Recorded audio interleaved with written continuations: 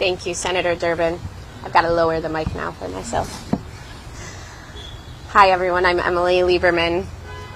My husband and I are both Dr. Lieberman at work. As a pediatrician, every day, I'm on call for kids at my clinic.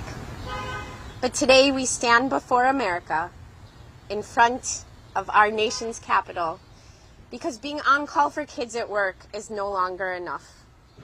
Now we are on call for kids in every aspect of our lives.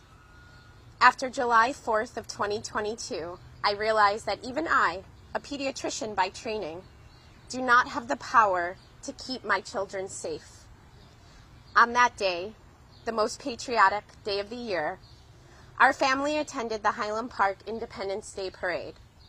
Floats passed, children collected candy in the streets, and then 14 minutes later, 83 high-velocity bullets rained down on my community. My husband and older daughter started running, and by the time I grabbed my younger daughter, I was caught in the stampede of people trying to escape. I ended up sheltering in a single-occupancy bathroom within a local store. We had 17 total people in that tiny little bathroom, with adult bodies covering our children while we sat in darkness and silence for hours. Instead of kids with flags and candy, our town was littered with the blood of our neighbors, human bodies, and shreds of vital organs. My family was lucky that day. We were all physically unharmed, but our lives were forever changed. And now, for my children, and for all of your children, I have been on call for kids every day since. And I'm not alone, because here before you, we have a coalition of physicians and healthcare workers, medical professionals from across the country who are dedicated to addressing this public health crisis of gun violence. We are grateful to our elected officials for passing the Bipartisan Safer Communities Act. Incremental progress is still progress. However, death rates from firearms continue to climb. Children are dying from firearms daily at increasing rates, and those who survive, their families, their communities, are left irrevocably changed. Military weapons should not be for the streets of America. They should be for the battlefield. Background checks should be universal. People with guns should be required to store them safely so that a child doesn't mistake a weapon for a toy. Today, over 80 medical professionals are spending the day on Capitol Hill to provide our lawmakers, officials who we elect to office, officials who should be accountable to us, with research and data to save our children's lives. The facts are clear. Gun safety legislation will save lives. It will help my family and yours to know that once again, it is okay to walk to school, to shop at your local grocery store, or even to attend an Independence Day parade. Is that too much to ask?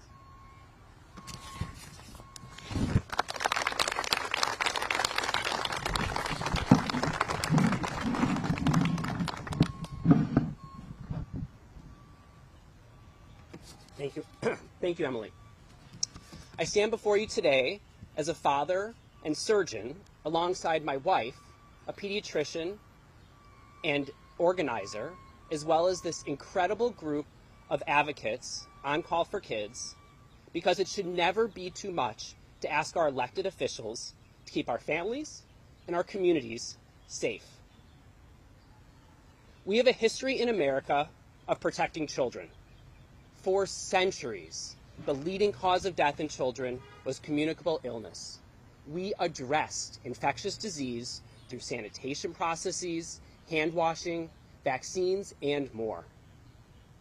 Then, in the middle of the 20th century, motor vehicle accidents became the leading cause of death in children. So we enacted seatbelt laws. Now, since 2020, for the first time in the history of our great country, firearms are the leading cause of death in children. Think about it this way. If your child dies in this country, the most likely reason will not be a drowning accident. It won't be a car crash, and not even cancer. It's a bullet. Here is some published data to digest. Every 3 days, enough children to fill an entire school bus die from firearm injuries. Nearly 75% of firearms used in unintentional shootings are left unlocked and fully loaded. And 75% of school shooters get their weapons from a parent or a close relative. In states where universal background checks are required for all purchases, childhood mortality due to firearms is reduced by over 1/3. During the years of the federal assault weapons ban, from 1994 to 2004, mass shooting-related homicides were reduced, and fatalities from mass shootings were 70% less likely to occur.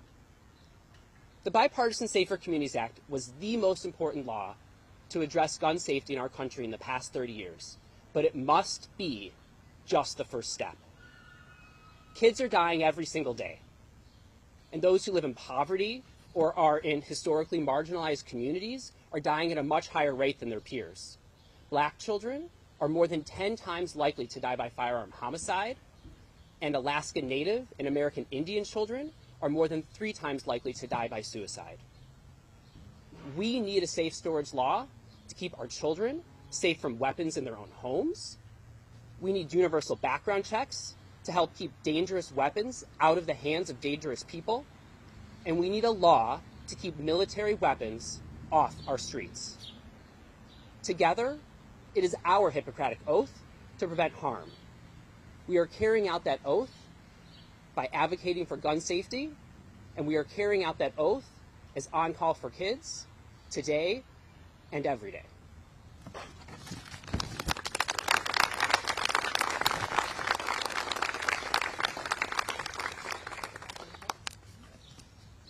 It's my pleasure to introduce our next speaker, Dr. Ashley Jaffe. She's an associate professor and pediatric rehabilitation medicine physician based in Philadelphia, Pennsylvania. As a pediatric physiatrist, she has dedicated her professional career to providing care for children with physical disabilities.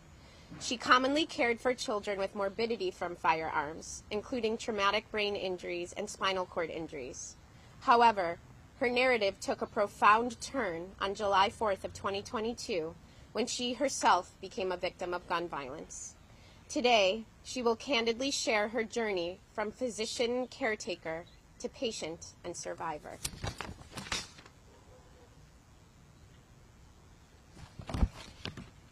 Good afternoon, and thank you for being here. My name is Dr. Ashley Jaffe, and I work as a pediatric rehabilitation medicine physician in Philadelphia. As a physiatrist, I witnessed firsthand what the statistics often fail to capture, the morbidity of gun violence. We must acknowledge those who lived and whose lives are forever changed. It's not just the deaths we must remember. I've been at the bedside helping families understand the devastation caused by firearms. I've seen unintentional shootings cause traumatic brain and spinal cord injuries. The child who will never walk again because a sibling found an unsecured gun in their house and accidentally shot him. The teenager who tried to end their life with a gunshot to the head and lost the ability to communicate or eat and requires around-the-clock care for life. A single bullet can permanently impact a child's function, altering the entire trajectory of that child's life and tearing apart their family as they grieve. As challenging as it is to witness my patients' families cope after firearm injuries, there has been no greater challenge in my life than the struggle I have gone through during the last 22 months after I became a victim of gun violence myself. On July 4th, 2022, I brought my family to a community parade in Highland Park, Illinois, to celebrate a return to normalcy after the isolation of the pandemic. Excruciating pain and blood dripping from my palm was the first clue that something was gravely wrong. I've been hit. Get down, I screamed with uncertainty as my brain scrambled to process what was happening. The celebration had turned into a war zone. As gunshots blazed overhead, the gravity of the situation was sinking in. Something had grazed my elbow and sliced open my palm. My 5-year-old son had noticed my watch was shot off my wrist, and he was walking into the onslaught of gunfire to retrieve it for me. "Mommy, your watch," he cried. I dove for him and shoved him underneath the bench we were sitting on, wrapping my body around his small frame as he shrieked in terror at the blood dripping from my hand onto the sidewalk. We were at the epicenter of the carnage, and those sitting in front of and next to us were killed that day. The screaming and bullets abruptly stopped. It was eerily quiet. When we stood up and looked around, the street corner was practically empty. We saw pools of blood. Bystanders were performing chest compressions and holding pressure on spurting wounds. I locked eyes with my husband and urged him to take our son away to safety. We didn't know whose blood was smeared on his face and clothes. In spite of my struggle to hold pressure on my wrist to control my own bleeding, I felt compelled to stay back and help the wounded. Abruptly, the unending danger of the situation truly sunk in when storming SWAT team radios were blaring, "Shooter not apprehended, shooter not apprehended, clear the scene." My friend came out of nowhere to escort me from danger into the hospital. I was shot by an assault rifle that sprayed 83 bullets into a crowded suburban street in less than 1 minute. It is incomprehensible how much destruction one weapon can do in so little time. In the aftermath of the shooting, my then 5-year-old son asked, "Is this always what parades are like?" The ripple effects of 60 seconds of gunfire are far-reaching and long-lasting. Gun violence takes a toll on families, physically, financially, emotionally. That day changed our entire lives, and my injuries have kept me from being able to return to take care of my patients. Stitches and months of rehab could not change the permanent neurologic injury I sustained. It is unlikely that I'll ever be able to do my job again as a result of my injuries. In kindergarten last year, my son was upset that they weren't doing active intruder drills correctly. "Bullets can go through drywall. We should hide behind bricks instead," he told us. That's what we did at the parade. As my son ages, his questions have become more sophisticated. When he heard that there used to be an assault rifle ban in this country, he asked, how could anyone let that law disappear? And so, America, I ask you that same question. Why have we allowed it to disappear? Why do we continue to live like this? Why do we subject our children to active shooter drills at school when they should feel safe to learn in their classrooms, not hide in them? I remember safety drills in school for fires and tornadoes. I never had to stay quiet, huddled under a desk, pretending someone was outside my classroom trying to kill me. We can do better. I am here today and will continue showing up until I can tell him that the adults in this country are doing everything they can to make this world safer for him than it is right now. Firearm injuries are the leading cause of death for children in this country, which is shameful. I'd like to believe that this is the only time my family would be shot at with a weapon that no civilian should ever be able to purchase. However, with escalating gun violence of this magnitude and without an assault weapon ban or background checks or safe gun storage, I live in constant fear for our safety. While the size of my wound was small, the trauma I experienced was enormous. Gun violence is a public health crisis that affects communities across this country. Evidence-based and common sense laws can make a difference to protect our children and our communities. It is not only possible, but probable that my family will be impacted by gun violence again in the future unless something changes. July 4th needs to be my son's only mass shooting, not his first. I implore our lawmakers to pass common sense gun laws now.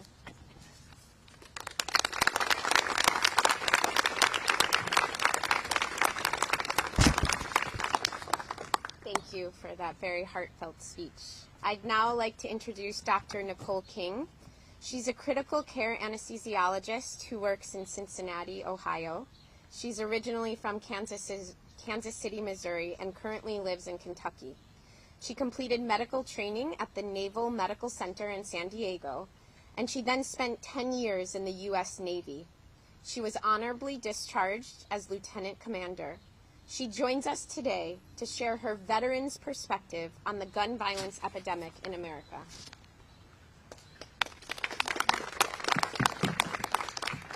Good afternoon. As stated, my name is Nicole King, and I am a critical care anesthesiologist in Cincinnati, Ohio. Originally from Kansas City, Missouri, I was motivated and honored to commission in the Navy as a medical student to uphold and defend the freedom and opportunity I was given by those who came before me. Serving others as both a physician and a naval officer was the biggest honor of my life.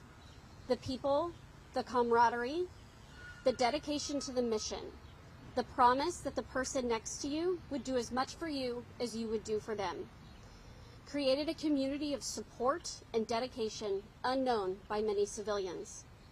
At the same time, the pain of loss, both in battle and at home, was a burden to carry. And many of us carry the wounds today, whether visible or not. I served from 2008 to 2018 and received Wounded Warriors as a trainee and attending physician in San Diego. One of the reasons I was lucky enough to care for men and women who had sustained injuries in a war zone was because of the training and expertise of medical personnel who understood the damage done by weapons of war.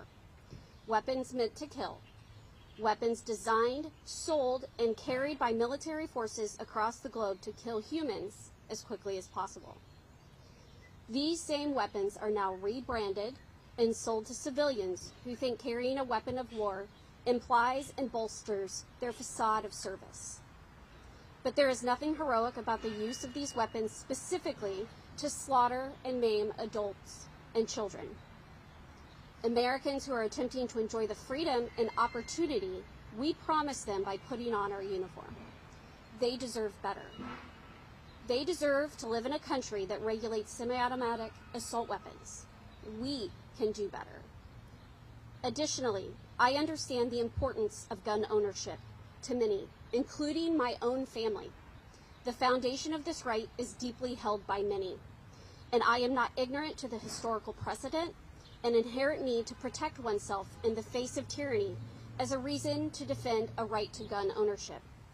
Yet the veterans and active duty service members who spend time on military bases across the country are held to strict rules and regulations on the possession and use of personal weapons, to include mandatory background checks. These same regulations are not only absent, but openly rejected by many states. Those who are disciplined enough and trained well enough to carry a weapon as a member of the U.S. military are not given, without proper permission and regulations, the right to bear arms, even in their own homes, if they reside in base-owned housing. Yet untrained, unskilled, and unregulated civilians are allowed gun ownership with little to no restriction depending on the state in which they reside. Rejecting point-of-contact regulations to ensure state-run background checks, as well as allowing for the purchase of weapons via private and online sales without a need for a background check, has allowed for the constant flow of weapons into our interstate gun trade. As these weapons are distributed across the country, we are left with a constant threat and fear of firearm-related injuries. This is the reason we call on Congress to bring universal background checks to the floor. This is a nonpartisan issue. No one is calling for anything other than common sense gun laws that most American citizens, including gun owners, agree with. It's time for us to take back our freedom to live without fear.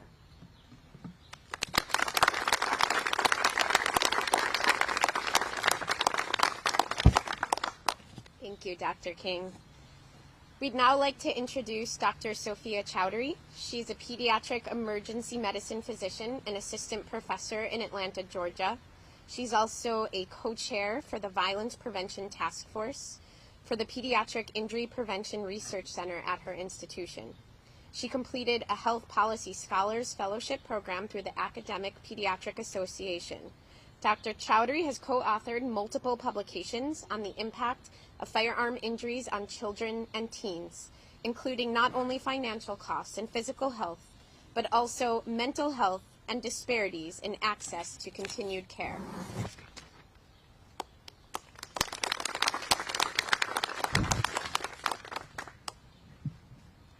Good afternoon. My name is Dr. Sophia Chowdhury. I'm a pediatric emergency medicine physician in Atlanta, Georgia, a firearm injury prevention researcher, and a mother of 3 young children. As an emergency medicine physician, I have cared for multiple children with gunshot wounds. I have witnessed firsthand the devastation that occurs when a child needlessly gains access to an unsecured firearm. I remember a 2-year-old boy shot in the chest by his 6-year-old brother who had found a loaded, unlocked gun in their parents' bedroom drawer. A 1-month-old baby girl with brain matter pouring out from a bullet wound. She was unintentionally shot by her 3-year-old cousin using a loaded gun he found tucked behind a sofa cushion. A 15-year-old boy who pointed a family gun to his chest while showing it to his friends and thinking it unloaded, pulled the trigger. These patients haunt me. Their needless, senseless loss haunts me. The piercing cries of their parents haunt me. Despite my years of rigorous medical training and working with highly skilled trauma teams, we could not save these children. These deaths were all completely preventable with secure storage. Gun violence is a public health crisis that kills more children, adolescents, and young adults than anything else in the United States, including car crashes and cancer. Many of these deaths and injuries that occur are due to children accessing guns that were unsafely stored. 2023 was the worst year for unintentional shootings by children in the U.S., a record high of over 400 children unintentionally shooting someone else, most often another child. Passing Ethan's Law, a federal safe storage law that requires guns to be locked and stored separate from ammunition, will prevent many of these deaths. The bipartisan Safer Communities Act passed after the tragedy in Uvalde and was the first federal firearm legislation for firearm safety in decades. This law has improved needed access to mental health services and promoted school programming for violence intervention programs. The successes show that federal legislation works. However, despite this landmark legislation, we still have thousands of kids dying from guns every year and many more injured, with minoritized youth and historically marginalized communities being disproportionately killed and injured by guns. For every child that dies from a firearm injury, there are at least 4 or more that are injured. Bullets can damage any organ. They can sever spinal cords, causing paralysis and the need for lifelong care. They can go through the intestines, causing lifelong issues with feeding, growth, and digestion. Many of these children have frequent healthcare visits and hospitalizations, incurring enormous medical costs. These kids are robbed from their childhoods. Most gun owners with children own firearms to protect their families, and I want to protect families too. The best way to protect a child from a firearm is to prevent them from having access to it. This is something that is not controversial. Most parents believe that their child cannot access their guns, but we know that 1 in 3 teens can access a loaded firearm in under 5 minutes. In a time when we have a concurrent mental health crisis, it is imperative to continue to protect our kids. Suicide by firearm is 90% fatal, and most youth who think about suicide act upon it in less than an hour. It is impulsive. If they use a gun, they do not get a second chance. Locking up guns is one way to give kids that second chance. Caring for a child after being shot is too late. We know that by having common sense safe storage laws, we can keep our children safe. In states with no safe storage laws, kids die at a rate twice as those with the strongest laws. Imagine how many lives we could save if the entire country was held to those high standards. It is time for Congress to use its tools to protect the safety of our children. I use tools every day in my job. We use tools to care for children impacted by gunshot wounds, to help them heal, to help them walk again. The best way to treat a gunshot wound is to prevent it from happening, and that is through having strong safe storage laws. I often hear from parents the same question: did you do everything you could to save my child? And I can tell you that being here today helps me say yes, because saving your child is not just medically treating them. but also standing here and asking for action. I am asking you the same question that I am asked. Did you do everything you could to save and protect America's children? Thank you.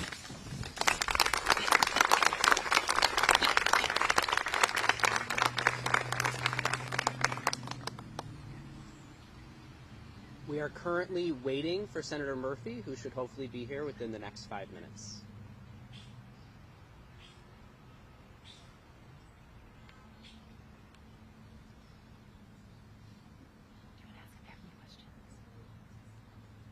If anyone had questions that they wanted to ask of any of our speakers while we're waiting for Senator Murphy, please feel free to ask.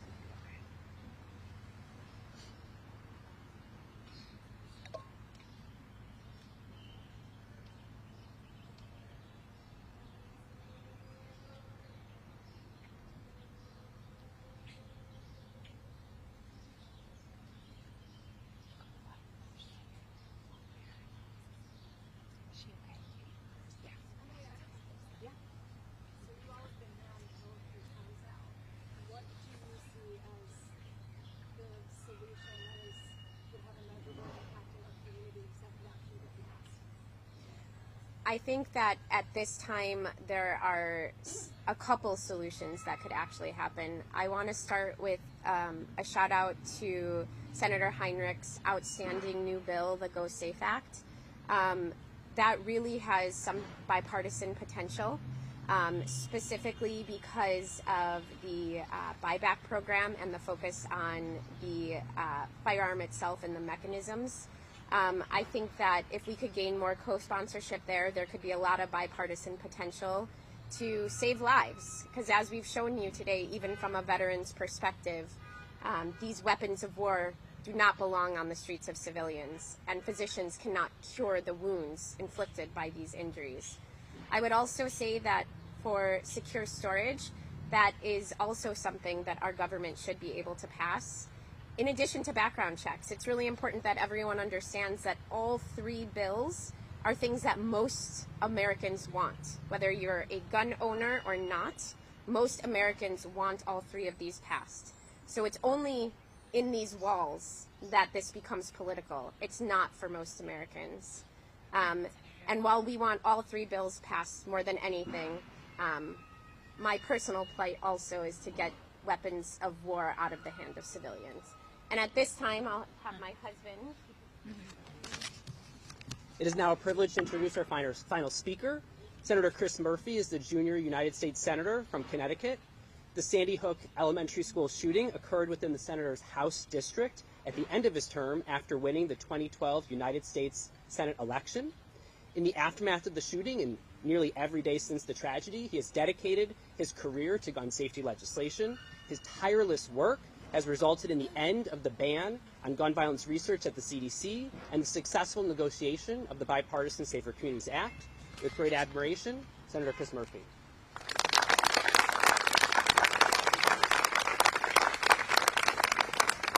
Well, it sounded like you might have been vamping a little bit there to wait for me to arrive. I appreciate it. That's a very important skill in our business. Listen, thank you so much to all of the providers who are here today. Thanks for the tremendous work that On Call for Kids does to stand up for our children. We should not accept a country where the leading cause of death is preventative violence. You all just have a moral authority because of the profession in which you work, because of the high esteem that medical professionals are held in, that we don't have as political figures, as elected members of Congress. And so there's not a coincidence that our movement has grown and seen more success over the last 10 years as physicians and nurses and other providers have decided to stand up and speak on behalf of your patients. And so thank you for your focus on these specific pieces of legislation. But thanks for what you do to really make people understand the full scope of this epidemic. It's unacceptable that 110 people die in this country every day. It's unacceptable that a percentage of those are children.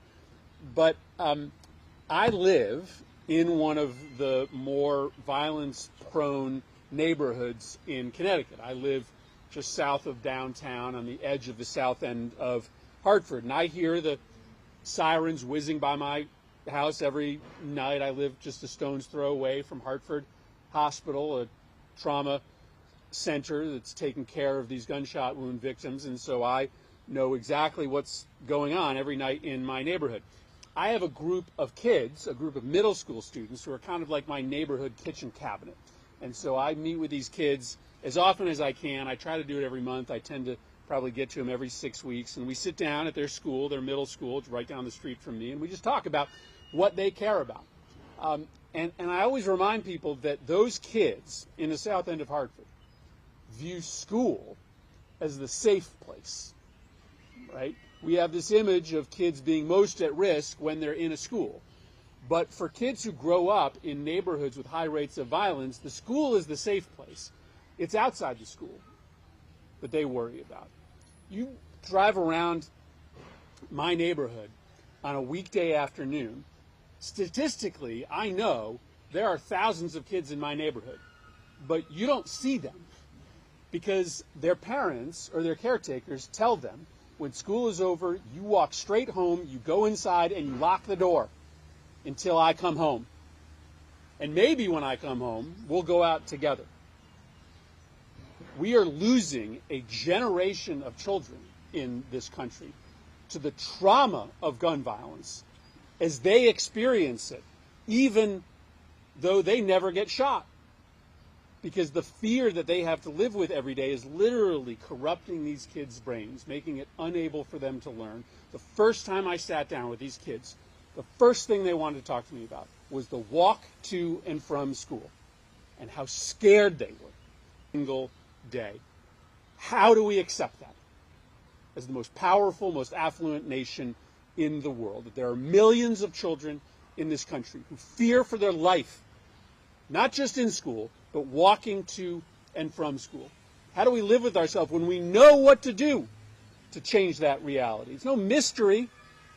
This isn't trying to invent a perpetual motion machine, right? We know the inputs in order to get the outputs. Get the assault weapons off the streets.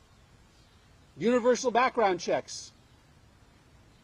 Requiring the safe storage of firearms. You do those three things and you will see a different reality for our kids. I'm going to leave you with this. I know that to be true because we've tested that proposition.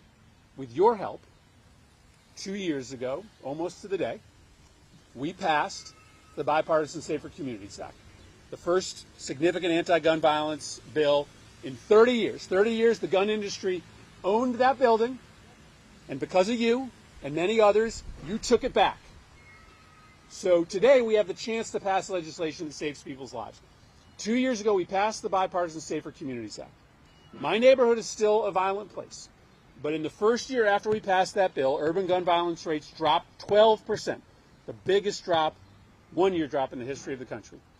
It is soon to not be the biggest one-year drop in the history of the country because we are on pace for a 20% reduction from 2023 to 2024. Now, when you start with 110 people dying every day of gunshot wounds, right, that's not anything to celebrate, right, because we're just down to 80 or 90. But it's proof of concept. When you change the laws of this country and you make it a little bit harder for people who are irresponsible to get guns, when you start to take those assault weapons off the streets, you get immediate returns. There are thousands of young men primarily, young black men primarily, who are alive today who wouldn't have been if we hadn't organized and passed that critical legislation. Nothing worth fighting for in this world is easy.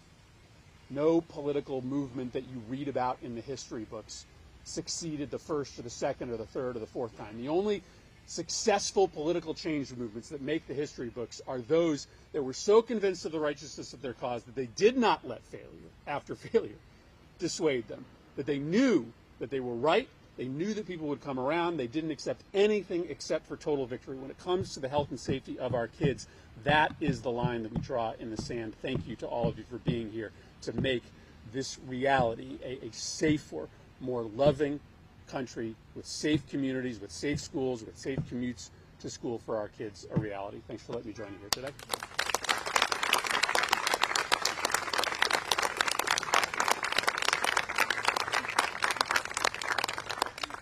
Thank you all for being here today. Thank you to our distinguished speakers and senators. We hope we've imparted upon you the understanding that things can be done to save lives of children in our country. And we ask America, as we head into voting season, to please remember this as we make our votes, because we must vote to save our children. Thank you.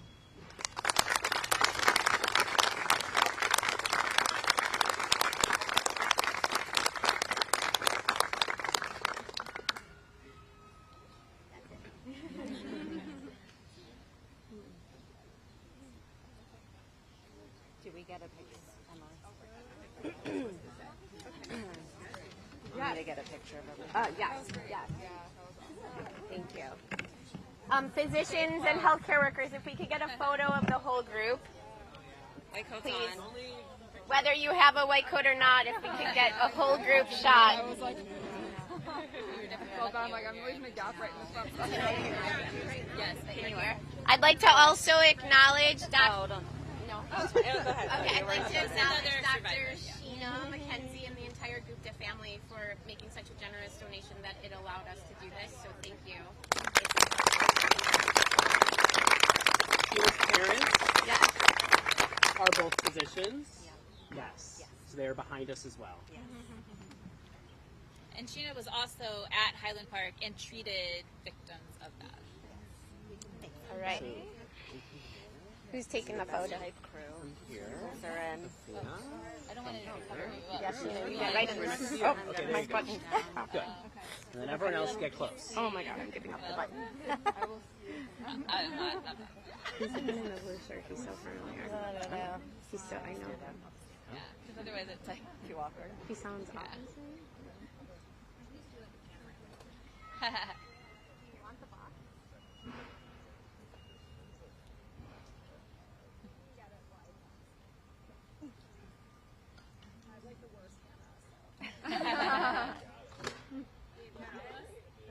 Thank you. Thank you.